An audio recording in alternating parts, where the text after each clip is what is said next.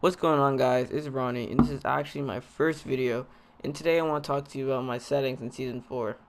Now, a lot of people always ask me about my settings on Fortnite, so I want to just go over these and kind of want to talk to you about the different settings I use and why I changed them up. Alright, so let's just start off with my controller layout. Now, the controller layout itself can be different for everyone and is a massive debatable topic, but in my opinion, I believe that Builder Pro is just the way to go. It will increase your speed of your builds, and also it's just less button pressing. I feel like now everyone on console is using Builder Pro, so if you're not using it now, you're putting yourself at a disadvantage. So let's just move on to the settings.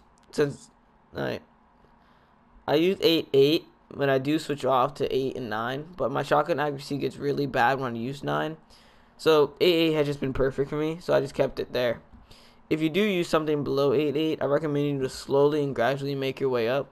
Reaction time and how fast you turn around is very important in this game, so the higher the number, the better. My ADS sensitivity and scope sensitivity, I always put these at 0.5. When you zoom down sights, you always want to move a lot slower and not too quick. You want to be able to hit your target at different ranges, so having that been set at 50.5 really helped me out. But whatever you have been playing on, keep it on that, because this may work for me but not for you. So camera and display doesn't really matter, just have it on whatever you want.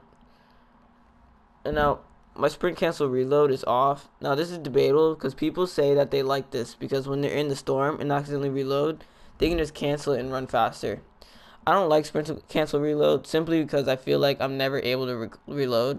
I'm always sprinting, and sometimes I won't even notice my gun didn't reload, and then gunfights just get really bad. If you are one of the people who consistently die in the storm, this can be something you'll want to turn on to get that run in pretty easily and get that victory royale. Now, moving on to the next thing, tap to search/interact. I have this on because it's a habit, and also I can keep my thumbs on the joystick. Let's just say someone's creeping up on you as you're opening a chest. You can turn around faster. If you have this off, it's an easy transition, so I totally recommend it. Toggle targeting. Now this is something which sets ranged weapons targeting to be a press action instead of a hold action. So that's actually interesting, that when you zoom in and you don't have to hold it down. Personally, I would keep that off because on most shooting games it's off and I'm just used to it. This isn't something you would want to be using. This is something that you'll be good on mobile, but console is really not good. Auto equip better items. I have that on, but it doesn't seem to work for me, but it does make sense. If I'm holding a green pump and walk past a blue pump, I would want it to automatically pick it up, but I don't think it works. Now, aim assist is something you have to use on console. It helps you out a bunch in a lot of gunfights. People say it worsens your aim, but I never ran into that problem. Now, reset building choice doesn't really matter when you're using Builder Pro, but I just have it on. If you are still using Combat Pro after watching this video, then you totally need reset building choice on. It is best to always go to that wall first because you can create muscle memory, which will improve your build battles. If you have this off, you might forget what build you were previously on and you won't be ready for the next attack. Turbo build is something I really like to use. It's just less button pressing, which makes building more efficient. If you don't know what that is, it automatically builds the next piece while holding down the button. Auto material change is a must. When you're out of one type of material, it'll automatically switch to the material you have. When you're building, you're not going to be staring at the number of materials. You're most likely going to be focusing on your opponent.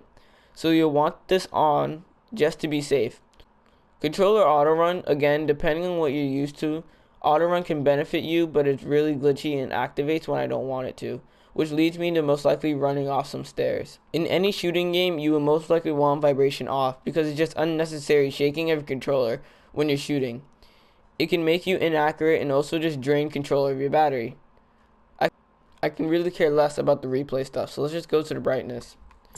Now, my brightness is at 0. I just like how the game looks. It's easy to spot all the shiny bright characters jumping around, but if you want to increase it, you can do so. Now, sound doesn't even matter. I just turn music off because it does bug me a little, but it's not too important. Well, that's it with all the controller stuff. If you want your friends to perform better in Fortnite, do share this video with them. This is a very useful video and I spent a lot of time planning it. Hope you've enjoyed today's video. Don't forget to leave a like, comment, subscribe. If you are new, stick around for a bunch of new Fortnite content. I'm Ronnie and I'm out.